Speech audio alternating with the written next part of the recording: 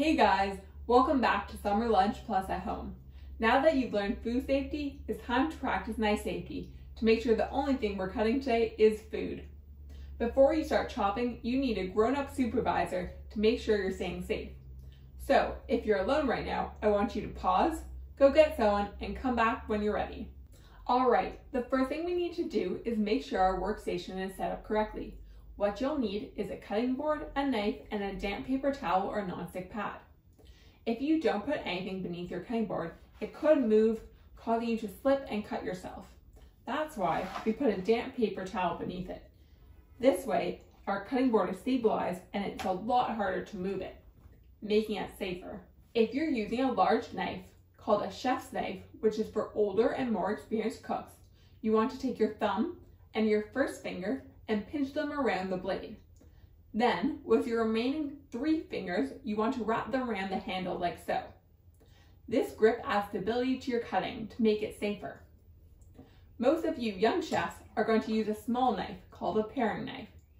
With this knife, you wrap all your fingers around the handle. When we are chopping, we always hold our knife in our dominant hand and our food in our non-knife hand. I'm a righty, so that's the hand I hold the knife with. But the most important thing to remember is our position for our non-knife hand.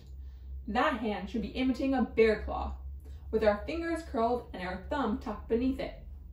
When you rest your fingers on your fruits or vegetables that you're cutting in this position, it's much safer than if they were lying flat. This is because if the knife were to slip, it would only hit your hard fingernails or graze your knuckles. This position may feel a little bit awkward at first, but with some practice, it's going to soon come naturally to you. When we're chopping our food, we want to make sure it isn't going to roll or move, so we always try to make a flat edge. Here with the cucumber, I'm going to cut it in half to make it safer for slicing later.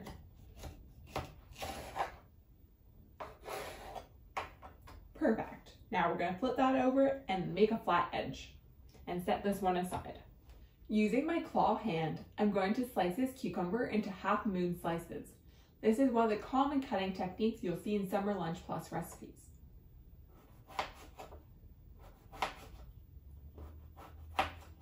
Another common cutting style you'll see in Summer Lunch Plus recipes is wedges.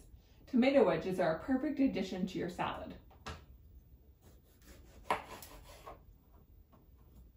As you'll notice here, we're going to flip the tomato to its flat side to add stability and make for easier cutting.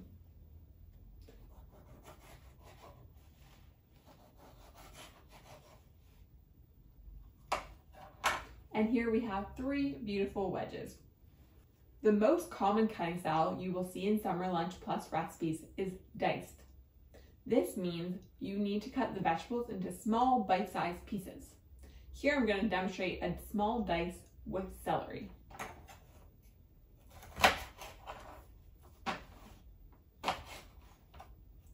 These parts are great for stocks and soups.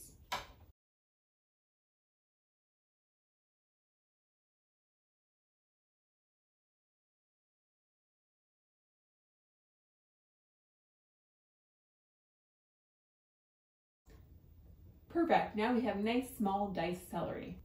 Now I'm going to practice my chopping skills by making fruit and veggie critters. These can be made with whatever fruits, veggies, spreads, and seeds that you have at home. It's up to you to get creative. We love to see what you make, so send us a picture of your fruit and veggie critters through the form on our website.